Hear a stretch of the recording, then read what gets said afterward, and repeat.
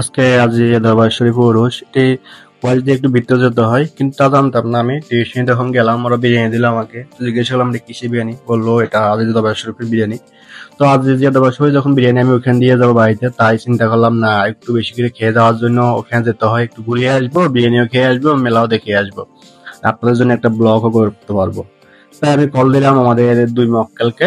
মক্কেল দুইজন আসতে অনেক দেরি হলো, তাই রাস্তায় দাঁড়িয়েছিলাম অনেকক্ষণ। অবশেষে আমি দাঁড়াতে দাঁড়াতে নিজের চুলগুলো একটু ঠিকঠাক করে নিলাম, কারণ অনেকক্ষণ তো ছিলাম টিউশনিতে। অবশেষে মক্কেল দুজনকে দেখা যাচ্ছে, ওই যে আসতেছে, তারা মাত্র চিন থেকে নামলো, আস্তে আস্তে দুজন আসলো। তারপর সবাই মিলে হাঁটা শুরু করলাম। অনেকটা পথ হাঁটতে হবে, প্রায় 5 থেকে 6 মিনিট হাঁটতে হবে। রাস্তায় যেভাবে জ্যাম দেখতেছি, চিকন রাস্তা, কিন্তু গাড়ি ঘোড়া এবং মানুষ অনেক অনেক মানুষ ওখানে, যার কারণে প্রায় জ্যামে পড়ে গেছিলাম আমরা সবাই।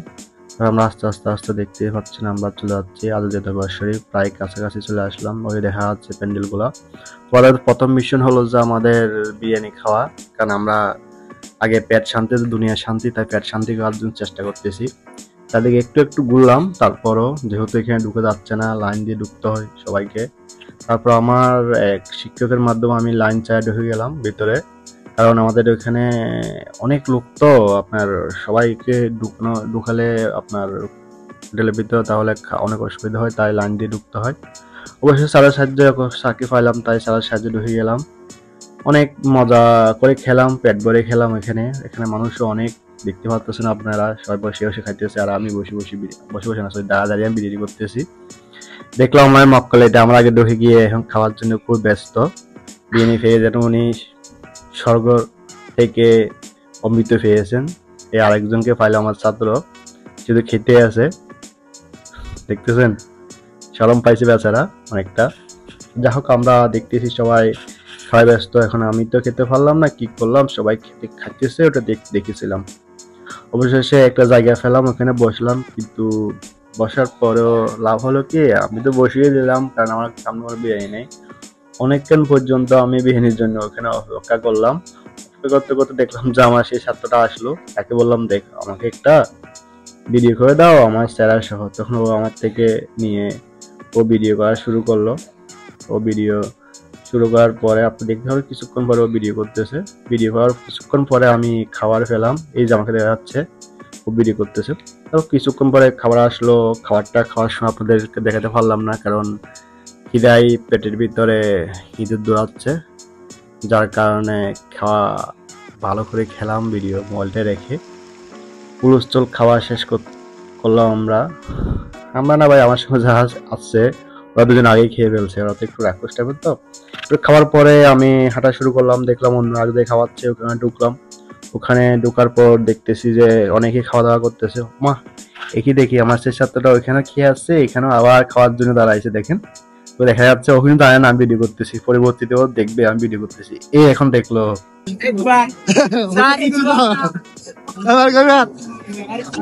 কবে খাইতেছো তুমি? কয়বার? দুইবার খাইতেছো? দুইবার? বলো এটা, বলো কয়, বলো এটা, বলো কয়বার? বেড়া করে আসো ঘর থেকে। এই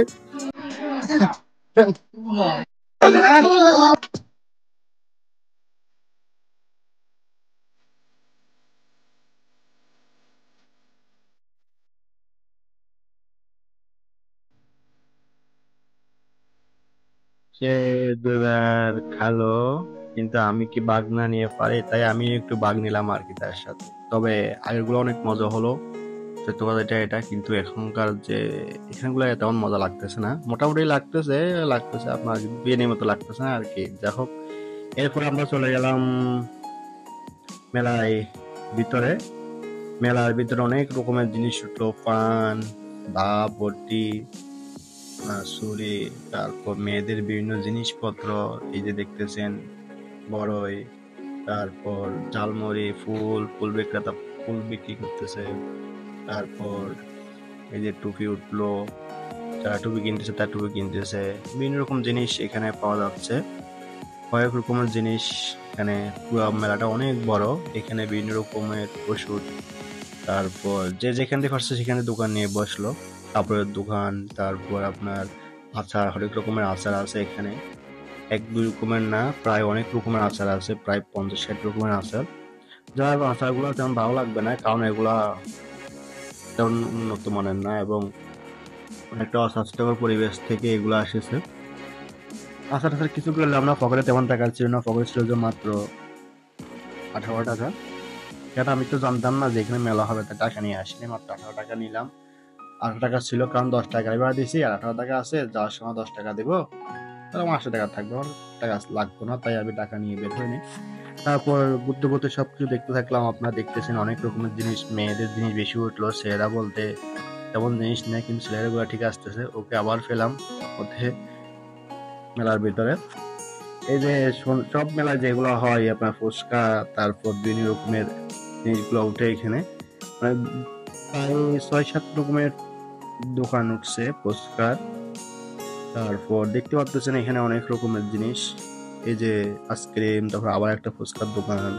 আবার ঘুরতেছে, এখানে ওজন মাপা হয়, 5 টাকা একজন ওজন মাপা। তারপর এখানে যে যেখান থেকে পারছে এখান থেকে বসছে, যে কতগুলো হেডফোন, কিন্তু হেডফোন গুলো আসলে নিয়ে না, এগুলা বেশি দিন টিকে না। এগুলা আমি নিয়েছিলাম 100 সস্তা থেকে, কোনো লাভ হয়নি, এগুলো টিকে না বেশি দিন। আস্তে আস্তে ঘুরতেছি, ঘুরতে ঘুরতে আমরা নাগরদোলার পাশাপাশি আসলাম। এখানে নাগরদোলা আছে, তারপর ওখানে একটা নৌকা আছে। তাই অনেকে ওয়েট করছে এখানে দেখার জন্য, কেউ দেখতেছে, কেউ উঠতেছে, কেউ আমার মতো ভিডিও করতেছে, এই অবস্থায় আর কি। আমরা তো ওখানে মেলা ঢুকলাম ভিডিও করার জন্য, কিন্তু অনেক অনেক রকমের ইচ্ছা, কেউ মেয়ে দেখার জন্য আসছে, কেউ আসছে যে আপনার এখানে খাওয়া কেনার জন্য, কেউ আসছে যে আপনার দেখার জন্য, মানে এক এক লোকজন এক এক উদ্দেশ্যে আসছে। আর এখানে অনেক রকমের খাবার দেখতেছেন, শনপাপড়ি, তারপর জুস, আর দেখছেন দেখছেন এখানে নাকের মধ্যে থেকে ওগুলো দিয়ে আপনাদেরকে বানাই খাওয়াবে, তো বেশি বেশি খাইয়ে না এখানে যাইয়া।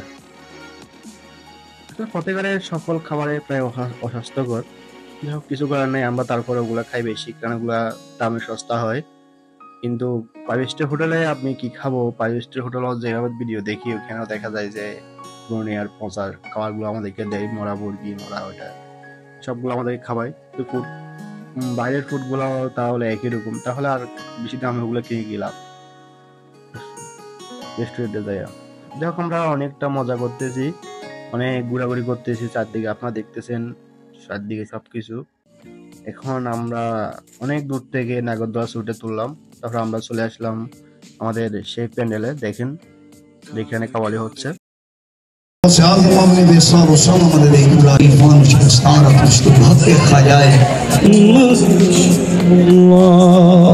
আসসালামু আলাইকুম ওয়া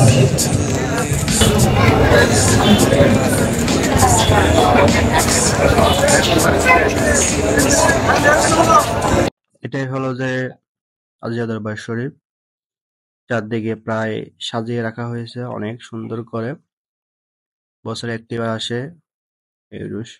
তারপর আমরা আবার আস্তে আস্তে রওনা দিলাম সেই মেলার দিকে, কারণ আমাদের 1 কাপ চা খেতে হবে।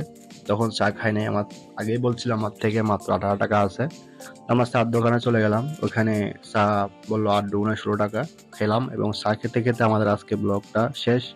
যদি ভালো লাগলো তারা অবশ্যই লাইক করুন, শেয়ার করবেন, ফেসবুকে হলে ফলো করবেন, আর ইউটিউবে সাবস্ক্রাইব করবেন।